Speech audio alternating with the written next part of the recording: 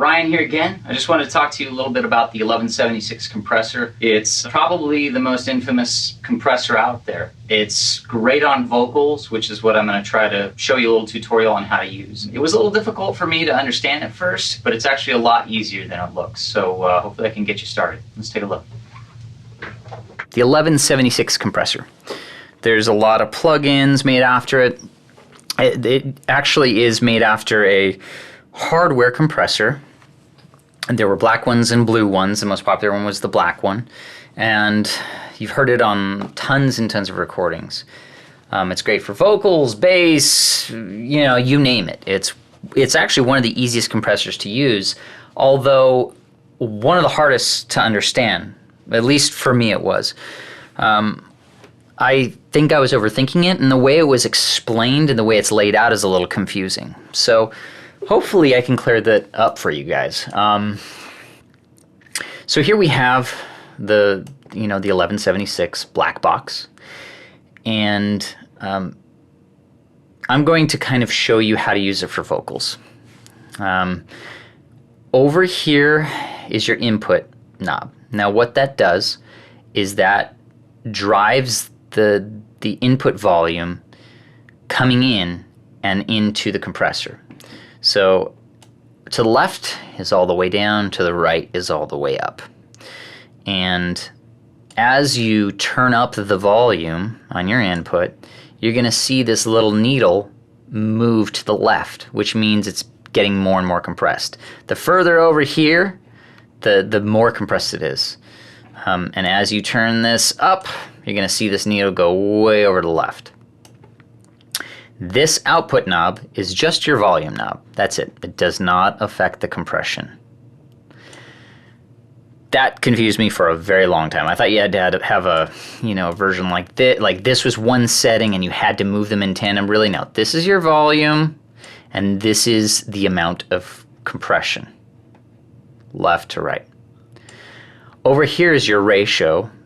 This is also the amount of compression. So 4 is the lowest, 20 is the highest. If you're doing vocals, you want to kind of stick to 4. There's also this all setting, meaning it's having all of these pressed in. And from what I understand, it gives you all of the settings at the same time. For say a rock vocal, you probably want this setting. It'll kind of give you that in-your-face sound.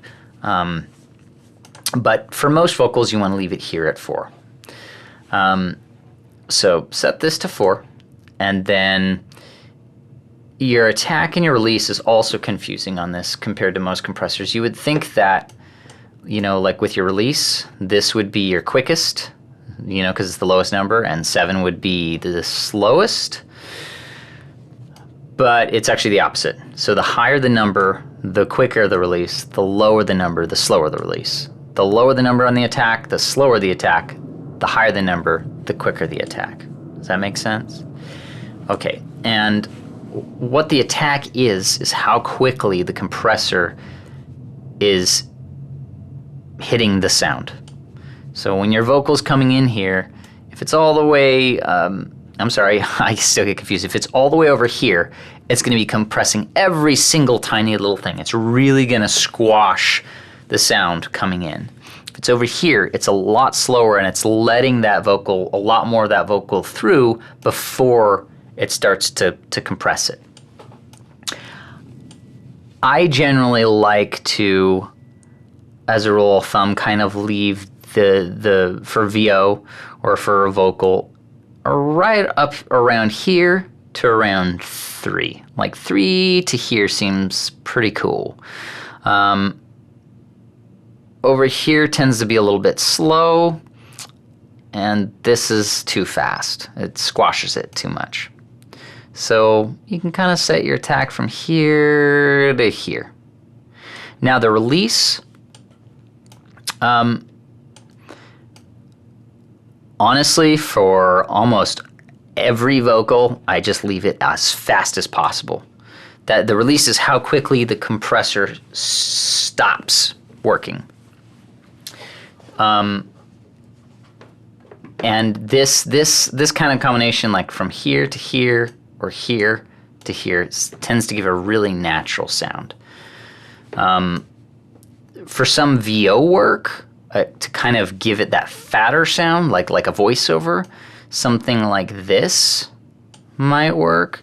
Your attack is really slow and your release is really slow, so it almost kind of gives it that muffled, fat sound. But for a really good musical vocal, something like this is a little bit better.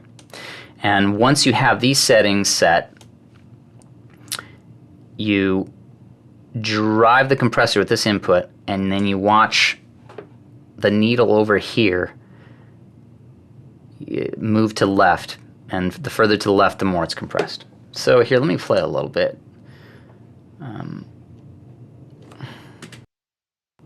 Life begins and ends, learning how to love your maker, family and friends.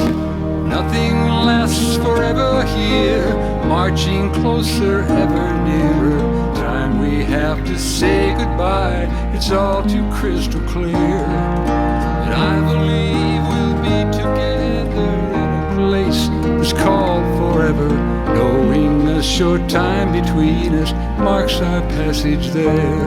I remember you, that you can be sure. I remember you, 'cause memories endure. I remember too, life begins and ends, learning how to love your maker, family. See how when you hit that all button, it really slams it in your face? It's great for rock. But for something soft like this 4-to-1 setting works best, and these settings tend to work best. And you notice I'm just kind of playing with my input here to see how much the compressor is compressing it. And then you just use your ears.